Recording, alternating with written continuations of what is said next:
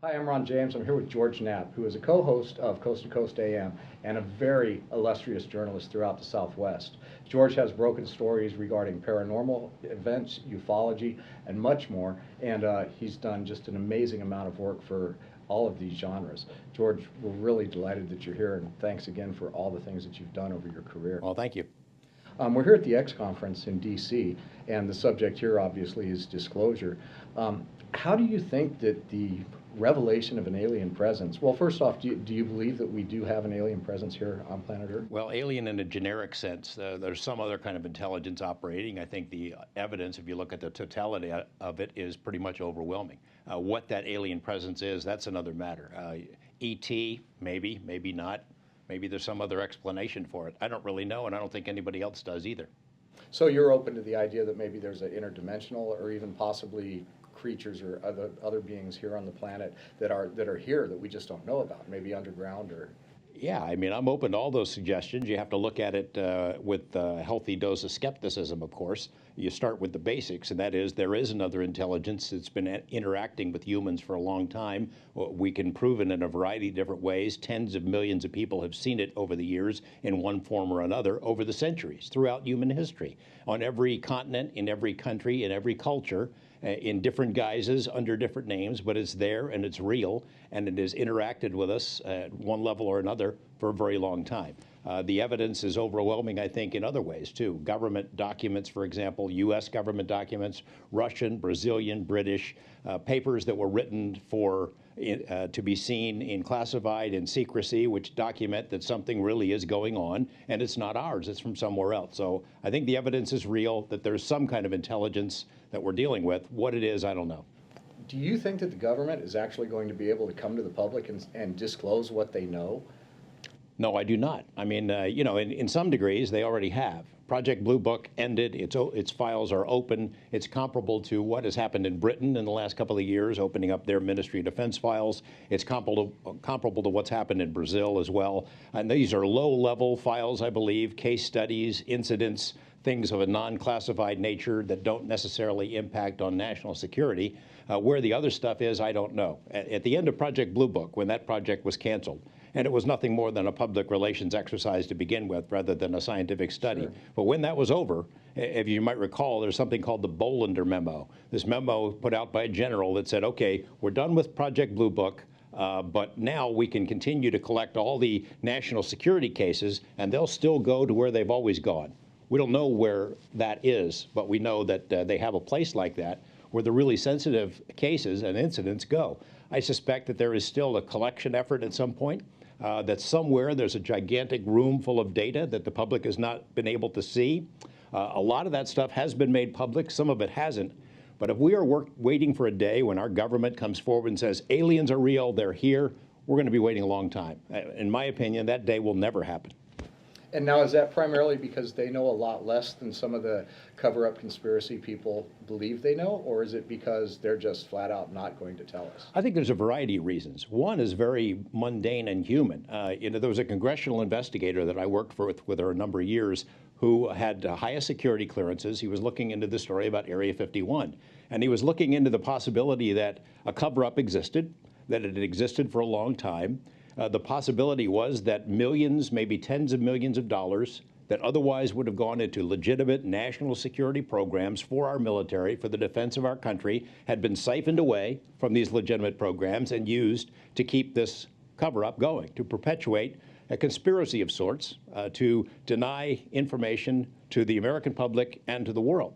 And he told me at the time, he said, look, if this story turns out to be true, these people are going to go to jail. They will go to jail. So that's a very down-to-earth reason why the cover-up could be maintained. I think the other reason would be, look, they've been lying about it for a long time. Even if they didn't steal money to keep the lie going, they painted themselves into a corner and don't really know what to say. And then you get to this point. When you talk about disclosure, disclose what? That aliens are real? I'm not sure anybody knows the true answer to this. Even though there might be a gigantic storehouse of information about UFO sightings, I'm not sure anyone really knows where they're from, why they're here, what they want. Those are the big questions. We've been studying UFOs for 60 years. And I don't think we're one step closer to knowing the answer to any of the really central big questions. So in the time that you've been reporting on these stories, all the way back to doing work with Roswell and Area 51 and some of the other things that you've been involved in, you've never been approached by somebody at a high level and told to either stop what you're saying or that there's something to this, but you don't need to talk about it. Has there ever been that elusive private conversation, that thing that everybody thinks happens to people who get too close? Nope, not once. I wish. I mean, I wish I had the knock on the door. That would be great, because that would be confirmation that I'm on the right track, that I've ruffled some feathers somewhere. It has never happened. I've been able to report whatever I want about this stuff since the beginning. Now, that suggests two things. Number one is that there is no one out there who cares about these stories, that it's not affecting national security, that there is no MJ-12 who's concerned about the truth getting out, or number two, that I'm doing something that they appreciate, that they're okay with it. You know, there is a basis of thought that maybe there is a controlled release going on, that disclosure does not have to happen all at once, that it happens incrementally, that the prevalence of UFO stories and UFO material and ideas in movies and books and television, that it's part of a controlled release, a gradual acclimation process, as opposed to a all at once, let's spill the beans kind of a thing. And I sort of lean in that direction. I don't know if it's on purpose or not, but it certainly is happening. Recently, Barack Obama introduced a new initiative for NASA and also to relegate a lot of the space research and development to private industry. And there's some speculation that maybe that is to set the stage for the release of secret technology through supposed development by private industry. Do you think that might be possible? It's possible, but I would say in general that it is the people in the UFO community have vivid imaginations, and they see realities and conspiracies all over the place, whether they really exist or not. That'd be great. But you know what? Barack Obama has a lot more on his plate than extraterrestrials or UFOs. And if his administration were to raise this issue, to say, hey, you know, we got to get the truth out about UFOs, he'd be a laughingstock. His presidency would be over. Politically, it would be a disaster. People would laugh at him. He couldn't get anything else done. He has some real serious problems. Our country has really serious problems. This is not what they need to be talking about. Well, there are those that would say that there's 70% of the population in some surveys do believe that the government is lying about some kind of extraterrestrial presence, and the percentage of people who actually believe in life on other planets is even higher than that. So do you think really that he would be scorned by the mass population, or just by the people that have an interest in keeping that information? I can tell you what's happened to me, or 70% of the people in Las Vegas who believe in this stuff, and I get scorned every day of the week. Every time I am mentioned in any context, somebody is mad at me about some other story that has nothing to do with UFOs. They bring up the UFO thing as a bludgeon to hammer me with to decrease my credibility, what they perceive to be decreasing my credibility. Anytime, for example, I did some stories about firefighters and their salaries last week, revealing the salaries of firefighters and police officers. On our website, I get hammered over and over again. Well, hey, he's the UFO guy. How serious can this be? I know in my own life what it's been, that people try to use that against me, and I'm a much lower level than Barack Obama. I can only imagine what it would be like in Washington were he to open that door. It'd be the end of his presidency. Now, has this kind of stereotyping decreased over time, or is it just pretty much the same as it's been since you first started breaking these stories? I would say it's pretty much the same. It's been the same way since the beginning, not just my career, but since the beginning of the UFO, the modern era. I mean, you know, in 1953, the CIA convened what's called the Robertson Panel, and they discussed it. And they talked about, look, let's look at these UFO cases. You know, we don't think that UFOs represent a threat to national security, but the continued reporting about UFOs is a threat. Therefore, let's institute a program to strip UFOs of their aura of mystery. And that's why they talked about debunking, the laughter curtain, the ridicule factor. And whether or not that program was ever instituted or not, it's in effect what's happened, because people do laugh at people who report UFOs. 9 out of every 10 persons who sees a UFO or has some experience like that doesn't report it at all. And the fear factor is a major part of that. Now, I notice a very healthy skepticism in your approach, and I think that's fantastic. But I also know that you have a very good relationship with Bob Lazar over time, and he is one of the people who says that he was inside Area 51 and has seen the extraterrestrial vehicles. So how do you balance that? Because I notice that from a journalistic standpoint, you're very fair and balanced, but also there's got to be this kind of dichotomy happening inside you and surrounding your work. It's not hard. It's like you go into it like any other news story. You treat it the same way. You have an open mind about it, but you have a healthy degree of skepticism because people do lie. People have their own agendas. So you go into it, it's like Missouri, the motto for Missouri, show me, you know. I'm open to anything if you can prove it to me or give me some reasonable facsimile of proof, and that's how I approach that. There's a lot of support for Bob Lazar's story. Ultimately, we can't say that what he said is true. We don't have the flying saucers that he said were stored out there. We can't kick the tires and inspect them. So to some extent, you have to take his word for it and the word of other people. But I have more than 24 other people who worked at Area 51 in the 50s, 60s, 70s, and 80s who have bits and pieces of the same story. So that's why I give it a certain degree of credibility. Now, for people that aren't familiar with what you do in Las Vegas now, tell us a little bit about the station that you're working with now and what their policy is and how they regard you and how much leeway they give you in continuing to report these kind of stories. I am the chief investigative reporter at KLAS TV. That's the CBS affiliate in Las Vegas. It's the oldest TV station in Nevada. The first licensed station in our state, created in 1953. It has always been the news leader in our community. It has many more viewers than the largest newspapers in Nevada have. And I am in a unique position because I've been there so long, because I had done so many other kinds of stories, organized crime and pollution and government corruption, things of that sort, and had developed a certain amount of credibility with the audience and with my managers. I was allowed to go after this. Now, do they want me to do a UFO story every week? No. Am I allowed to pursue it if I think it's good and interesting? Yeah. But I mean, it isn't that often that a story comes up that has a Nevada angle that would merit it based on where I am. I'm not a national reporter, I'm a local reporter. So it has to have a Nevada or Las Vegas angle for me to go after it. But when it does, if it seems worthwhile, I have the freedom to go after it. And I'm unique. It's because I've been there a long time, they let me do it. Now, how do you balance your solid journalistic work with the CBS affiliate with also being co-host of Coast to Coast, which certainly has a leaning of the paranormal and the ufologies? Same thing, again, is that my employers trust me to do the right thing. And even though I am on a radio show that explores a lot of really weird topics, I'm not committing myself to those. I'm not saying because I'm interviewing you about X, Y, Z, that I believe it with my whole heart. I'm questioning you about it. We have somebody on the program with a weird point of view or an odd story to tell. I ask them about it. I let them tell the story, but I don't necessarily have to openly embrace it. Did you have to really go through a strong decision process and a lot of thought before you decided to take the gig with Coast to Coast? Not really, because I've been down that road. Sure. You know, I've been down that road and covered this material.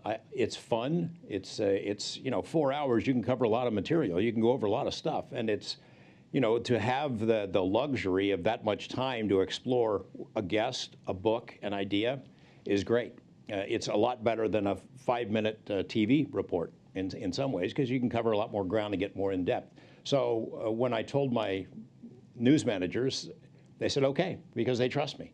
I'm sure they've probably had to think about it sometimes if they listen late at night to the strange stuff we cover. Was this a good idea or not? But so far, they haven't told me to stop. Now, in all the time that you've been covering these stories, certainly there's been things that have happened that have stuck with you personally and that you can't explain and that you really do believe have some kind of a paranormal undercurrent. Can you tell us the one that really sticks in your mind? Well, I'll just say the Skinwalker Ranch story. I mean, Colin Kelleher and I co-wrote a book called Hunt for the Skinwalker. It's about this ranch in northeastern Utah where a whole host of really strange stuff has gone on. It's been going on in that region for a couple of 100 years, as long as people have been in the area. The particular ranch that we focused on is maybe the epicenter, or was the epicenter of activity there. UFOs, poltergeist type activity, Bigfoot, crop circle formations, animal mutilations. It's like a paranormal supermarket. It's like you take every weird topic you can imagine, put it into one bag and shake it up, and it's right there. And And although I have been to the ranch many times, I've never seen anything that I would describe as paranormal. I've looked, but what I have done is interview these scientists who studied it for a period of 7 years. It's the most intensely studied UFO hotspot in history. These are legitimate PhD level scientists who have no preconceptions about what was going on there. They just studied it because they wanted to find out. And they had these experiences themselves. They saw these things, creatures, mutilations, UFOs. I take that pretty seriously. So the events at the Skinwalker Ranch, that whole place has been pretty much sequestered off and closed off from the public and from other journalists. So what kind of research is still going on there? I don't think there's much because the organization that was doing the study, NIDS, no longer exists. That's the National Institute for Discovery Science, founded by Bob Bigelow. I think there's probably a hope that the activity level would increase to the point where it justifies a resumption of the study. I know that there are still people on the ranch, that there are caretakers there, and I know that there are security there because of the constant intrusions by trespassers. The security is there 24/7. But NIDS, the organization that did the scientific study, no longer exists. One of the reasons it dissolved is because activity on the ranch declined so significantly there was nothing for them to do out there. Now, I understand that in the area around the ranch that there's been a resumption, not the ranch itself, but in the Uinta Basin. There's been a resumption of daylight UFO sightings, things of that sort, mutilations, disappearances of animals, but that is not something for NIDS to study. Mr. Bigelow has told me that if the level of activity ever got up to where there was enough going on to justify a study, he'd like to resume it. It might not be the same sort of study that he did before. Toward the end of the 7 years that his team spent there, it seemed like this entity, this intelligence, whatever it was, resented being tracked, and particularly resented the presence of cameras and technology and scientific monitoring gear. So he and Bigelow and his team, his former science advisory team, have talked about if there was activity there again, whether a different approach might be tried. A low-tech approach, shaman, psychics, remote viewers, something like that. Something where it's not so cold and technological, more of an attempt to communicate at some level. Well, I've noticed, I've done a lot of paranormal documentaries myself and a lot of investigations from ufology to ghosts, and I've noticed that sites tend to get trampled. It's like overfishing. You can send so many people into a supposed haunted house with EMF meters until pretty soon nothing's happening there anymore, and that's probably what's going on there.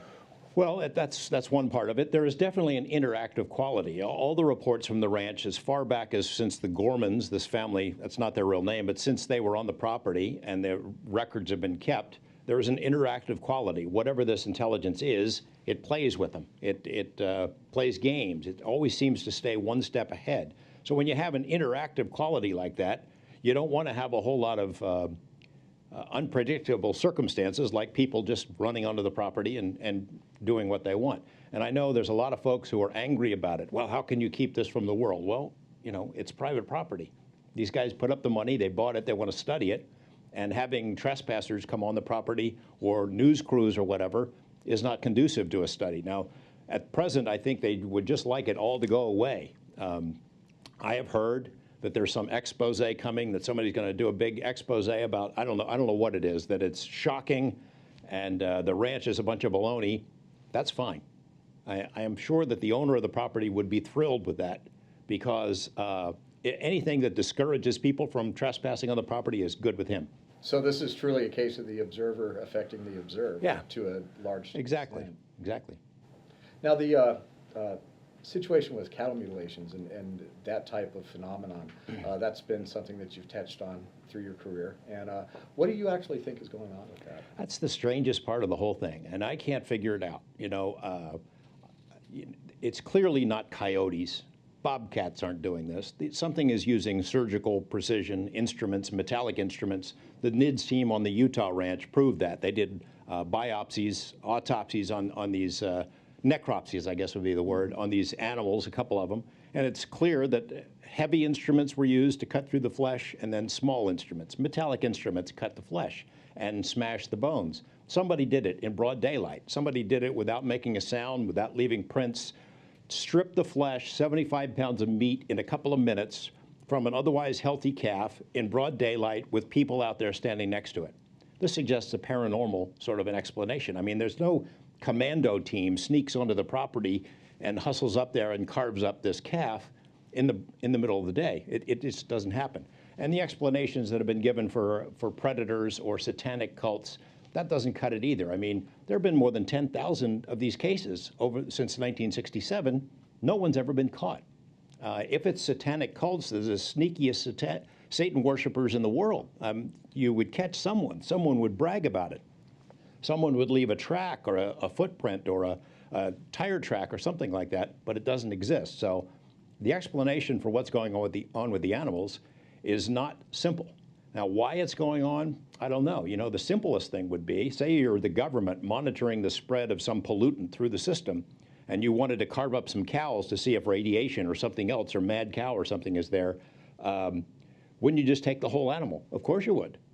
That suggests that there's something else going on here, that maybe it's the effect of having the carved up animal dump back on the property that's what behind this. You know, that somebody wants there to be a reaction to it, whether that someone is human or military or industrial or alien. Now, Christopher O'Brien has written 3 books about the San Luis Valley, and I also, we co-produced the Snippy the Horse documentary, which was one of the very first animal mutilations. And he, although not really embracing it fully, he really is of the mind that there's some kind of intelligent being on the planet that we do not know about, perhaps living underground, that might have a lot to do with this for whatever reason. Well, I'm open to that possibility, but again, it goes back to what I said at the beginning. I don't know. You know, ultra-terrestrials, interdimensionals, I don't know. You know, nobody knows, and anybody that says they know is full of baloney. We can guess, we can speculate. What we can say is we can rule some things out. We can rule out coyotes, we can rule out bobcats, we can rule out devil worshippers. That's not what's behind this. Exactly what's doing it, I don't know. But it's intriguing to me. It's one of the most intriguing parts of it, and what bothers me is how easily people in my line of work are caused to leave the story behind because, oh yeah, some excuse is thrown out that doesn't fit the facts. Now, you know, onto the combination of paranormal events, be it ufology, be it ghosts, be it the cattle mutilations, and any number of other kinds of phenomenon, there is a new emerging philosophy that perhaps this is all tied in with quantum physics and interdimensions, and that we are going to find a common answer for all of these phenomena. What do you think of that idea? I'm very intrigued by that idea because in the example again about Skinwalker Ranch, it seemed like that is a location where everything is happening at once, and it's almost as if the phenomena is saying all of this is related somehow. How it's related, I don't know. Magnetic anomalies there? Oh yeah, yeah, and I mean compasses and things going crazy, instrumentation going crazy. There's a story about these bulls that were found crammed inside of a trailer. And when the NIDS scientists came and checked, everything was magnetized. Whatever it was that crammed these bulls into a trailer, when the owners weren't around, all the corral was magnetized by something. So yeah, there's some stuff going on. One of the first things NIDS did when they got on the property is did a geomagnetic survey of the property to see if there was anything weird going on, and there wasn't. I don't know how to explain it, but I think the phenomena itself seem to be pointing at the direction that somehow it's all connected. Maybe there are alternate dimensions, parallel universes, or maybe it's just meant to make us think about this stuff. Well, when you mention that, you know, again, back to Chris O'Brien and his latest book review you just did recently on Coast to Coast, where he postulated that there was actually a trickster energy. His new book, Stalking the Trickster, talks about this, a trickster energy that is here pretty much to confound and puzzle us. Or to teach us, you know, you could say that there's a learning curve, that something is bringing us along slowly, that it's always been with us as humans, and it's meant to make us think outside the box. And that seems to be exactly what's going on with the trickster phenomena, with what we've described as the skinwalker phenomena. All seems to be the same thing, to make us think in a different way. Jacques Vallée refers to it in his book, Passport to Magonia. He refers to, I'm forgetting the exact phrase, but the unbelievability, you know, a series of consequences that seem created to be unbelievable. And B.F. Skinner, the great behaviorist, talks about it's a great way to teach somebody something is to do it over and over again in different and unpredictable ways, and they remember it. I don't know if that's the explanation or not, but it's an interesting framework with which to look at this stuff. That's good. Let's wrap up with the disclosure subject again. And my question is, if there is a huge revelation to humanity that there is an extraterrestrial presence, if this were to happen, be it through a political outlet or literally a flying saucer landing in the middle of someplace and a revelation being made that way, how broad are the implications on the future of humanity and our society? It really depends on what the announcement is. A UFO landing on the White House lawn is going to be profound. It would be the most profound thing in human history. The acknowledgement that there is another intelligence, that there is somebody else like us out there, it rewrites everything. It rewrites human history. And that would be profound. Now, do you feel like it rewrites our whole definition of spirituality and all of the different elements that make us human and our belief system? Doesn't have to. Who knows? But we don't know. So when people talk about disclosure, I ask, disclose what? If it's just that, hey, there are people like us living on other planets, we can handle that. Humans can handle that. We've been conditioned to deal with it through books and movies for a long time. If you're disclosing something else, maybe not. At Skinwalker Ranch, we developed the idea that maybe there are other dimensions, that are intelligences that can interact with us, that can come into our reality and leave at will. They can see us, they can hear us, they monitor us on a regular basis, but we can't see them.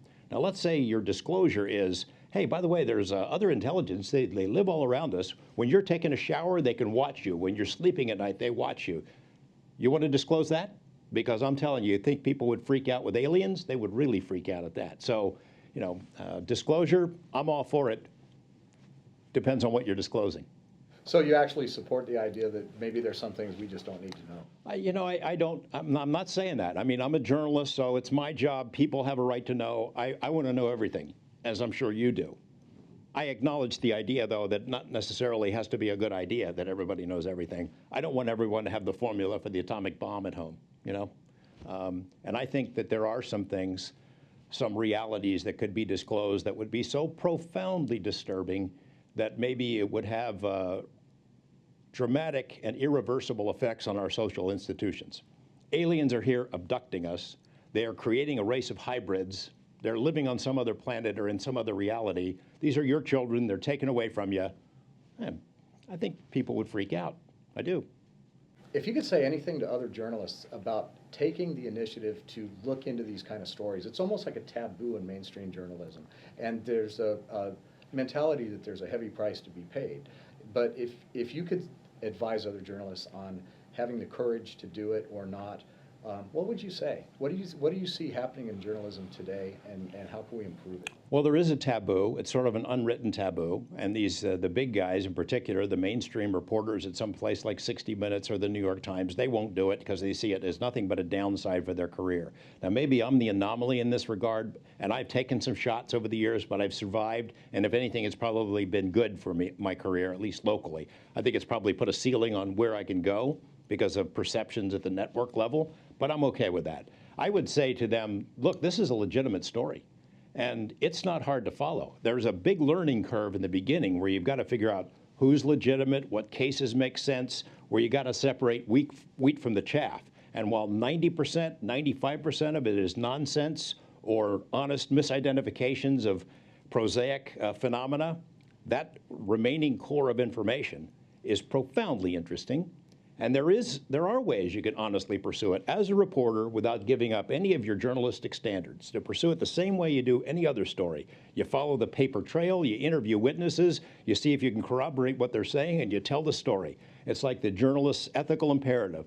Get the story, get it right, and tell it no matter who it helps or who it hurts. That would work in this regard. And sometimes I feel awfully lonely pursuing this because there aren't many people in my line of work that are doing it.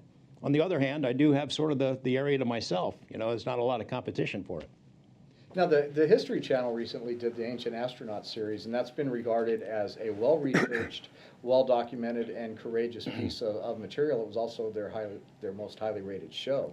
So do you think that the media is helping, that there's some kind of evolution happening here, where these ideas are becoming more mainstream and being advanced with a larger degree of truth? I think there's some truth to that there is sort of disclosure happening in incremental levels going around the media, going around science, and going around the government. And it is so common on the History Channel and elsewhere that it's almost a given. There's so much of this stuff. I sometimes worry about UFO overload, that maybe we're getting too much, so much that people don't think about it. There's so many stories about aliens and ETs and UFOs and flying saucers that, and they're presented by the History Channel, and they're done very well. But the fact is that it's always going to be viewed as entertainment. Until it's on 60 Minutes, until it's on the front page of the New York Times, it's not news. It's still entertainment. And I just don't see it having the same kind of impact. So George, with the advent of like YouTube and all of the different ways to get information out, everybody's got a video camera, everybody can be a producer, and millions of people are actually watching these videos. How does that change the landscape in relationship to the mainstream media and the dissemination of information? Well, there's good and bad in that everybody can now be their own video producer. Everyone who's got a computer is suddenly a researcher. Everyone is a ufologist who wants to call himself a ufologist. With the technology that's available, Photoshop abilities, anyone can manufacture their own UFO video. And it complicates the situation because you can never tell what's real and what isn't. In addition, while I encourage citizen journalism and for people to write their own blogs and get active and write stuff and cover things, there's still no substitute for experience. You got to have actual journalists working on some of this stuff as well. I don't see any likelihood that mainstream journalists, network level journalists, are going to be taking this more seriously. I am encouraged that independent producers, your team, for example, some of the stuff that I've done independently of my employer, that takes place. You could hope that those kind of productions, if they're done well, would encourage somebody like 60 Minutes or a Nightline or 48 Hours to dig into this topic. It hasn't happened yet, but it still could. Do you have a sense that academia is totally ignoring a subject that should be on the front burner? Absolutely, they're ignoring it. And I can give you examples of it. This past spring semester, I was asked to teach a class at UNLV about UFOs and conspiracies and journalism, how you would approach these topics as a journalist and teach it to future journalists. UNLV initially said, yeah, great, especially since I had a sponsor who was going to pay for my work and my time and bring guests and everything in. Wow. And then they realized, wait a second, this is about UFOs here. This guy's going to be talking about Roswell and flying saucers and cover-ups. You know, let's just think about it here. We'll okay the class, but we want you to make sure you have that you address other things other than conspiracies, that you bring in skeptics who don't believe any of this is true, which I don't mind having balance and things like that. I did worry that their reticence to accept the class as I described it was the beginning of the end, and then it ended up being the end as well, because the class didn't happen. Academia, you would think on a university campus of all places, you could talk about anything. That's what it's there for. Free thought, free expression, explore ideas, challenge conventional paradigms. That's what it's for. And it doesn't exist, not on this topic. I remember when I was producing this documentary, I was in Knoxville, Tennessee, and I went to Vanderbilt University to interview this astronomer, prominent guy, well-respected, PhD. I asked him about UFOs. Well, that UFO stuff, there's nothing to it. There's no evidence. I said, well, how much have you read about it? He says, I've read everything that's appeared in the academic press. I'll tell you, it'd take you about 5 minutes to read everything that's been in the academic press. You can't publish an article about UFOs. I know PhD guys, Nobel Prize quality guys who have written articles that are rejected just because of the subject matter. Dr. Brian O'Leary was at Cornell with Carl Sagan. He was accepted for the astronaut program. He's a brilliant man. Sure. He wants to talk about this stuff, and it's completely discouraged. He can't get an article published in a scientific journal because they don't want to talk about it. They don't want to deal with it, and it's bankrupt. It's ridiculous. It's shameful is what it is. I've interviewed Dr. O'Leary, and he's in a couple of my Yeah, he's a good guy, too. Yeah. And George, I just really want to thank you for sitting with us for a while Sure. and really covering these topics. I know a lot of people are interested in what Thanks. you had to say. Thank Sure. you. Right.